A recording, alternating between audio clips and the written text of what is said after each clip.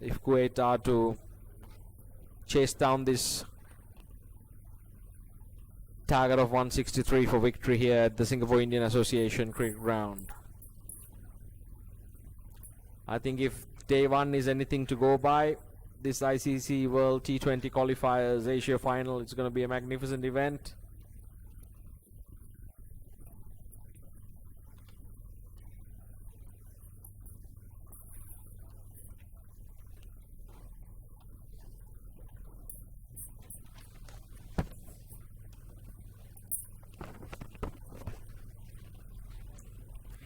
Well, I've got my batting partner here, Arjumelin. Welcome to the come box again. Yes, just gave Sad a very good send-off there. Have to be here to understand what that meant. But yeah, so I was listening to your point about Kashif. Yeah, and Bilal Tahir's just walked in to join Kashif. and how he's actually played the right role in this team. For it looks like he's strong enough to, and really good fast hands, good bat speed, puts away the bad balls, takes his and then rotates the strike. I mean, like you said, sometimes I think people get carried away in how they want to play T20, and I do feel that's where Kuwait kind of maybe lost the plot at the start of the game, and shouldn't have been losing 3 wickets that early, especially seeing that rain was going to threaten as well. That brought the Duckworth-Lewis score up, and you do feel that if one of those guys who looked like they could hit the ball a long way too had stuck around, this probably would not be as the requirement wouldn't be that great.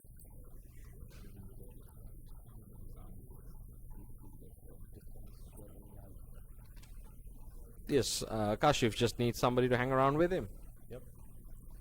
So Ajay, I'd like to put the question to you as well, which I put to the viewers. Back in the day, Test cricket was known as the examination. What a magnificent shot that was. Kashif, innovative, brilliant. Had a touch of West Indies there in that shot. So, Absolutely, he got calypso with it. yes, and that brings him to his 50. So 51 runs there, and I think his bat really well deserves his 50. If they could just it's come to that point in the game where he has to look for that one big over to see if he can, well, maybe 20 is pushing it, but 15 to 18 runs somewhere. If he can find those runs and bat till the end, Kuwait might just have a chance. Yes, I think he's batted really intelligently, and this might be that big over they are looking for. I have the feeling this will go to the last over. Well, as we speak, he's skied one. Take a bit of catching, And he's taken it. and they have been really good in the field, I think, in Malaysia. And the hands come off the handle. Very interesting point. We just brought it up about putting his bat under his armpit, so maybe a big no-no. Yes, I think for any of the youngsters watching as well, we were just speaking off air, and I just pointed and said to Arjun, Kashif just put his bat underneath his armpit, and that's where Handle, I suppose, yeah. the bat handle, and that's where all the sweat gets on the grip, and that might not be too good. And the next ball he plays the lofted shot, and the hand comes off the handle. Yes, and maybe in that regard, the shot selection, he just played a great shot before that, got his 50.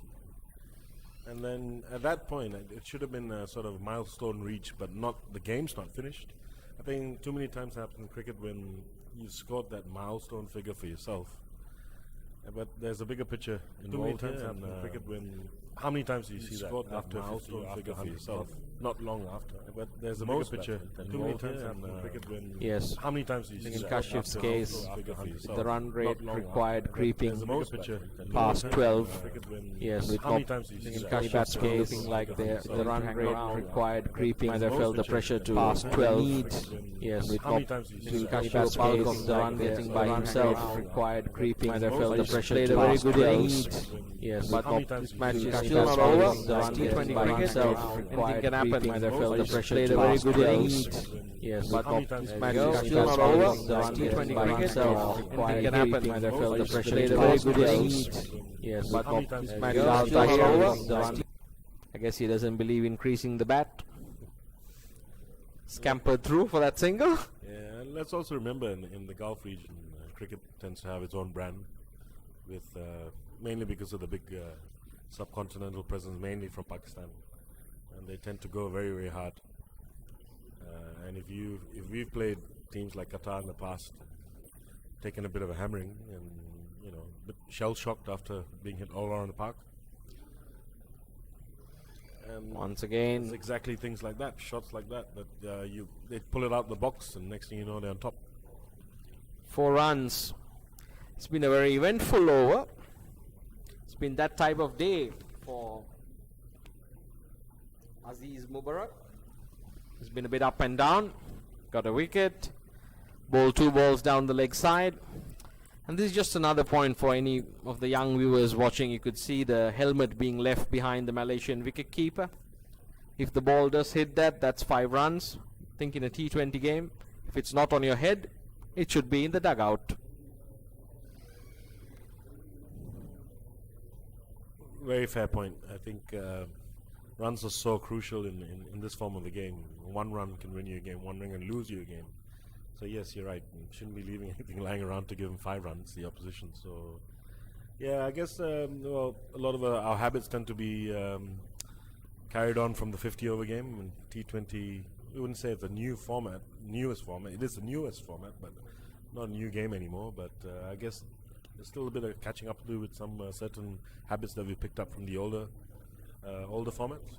Yes, I think it's a mindset thing as well. I think not just the coaching staff or the analysts or the support staff, but each individual player must take responsibility for their role performance, and also for the little things like helping out the captain or telling the wicketkeeper, or just being sharp in general, because fitness has improved, equipment has improved, and in